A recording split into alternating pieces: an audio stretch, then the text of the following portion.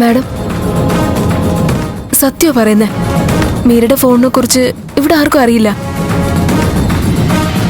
ഇവിടെ ആർക്കും അറിയില്ലെന്ന് മോക്ക് എങ്ങനെ അറിയാം? ഇവരുടെയൊക്കെ മനസ്സ് കയറി നീ നോക്കിയിട്ടുണ്ടോ? ഉണ്ടോന്ന്? അത് മാഡം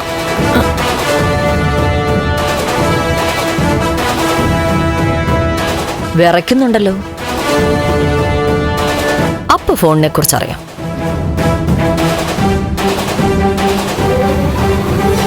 കൊലപാതകയെ കുറിച്ചും അറിയാം അല്ലേ?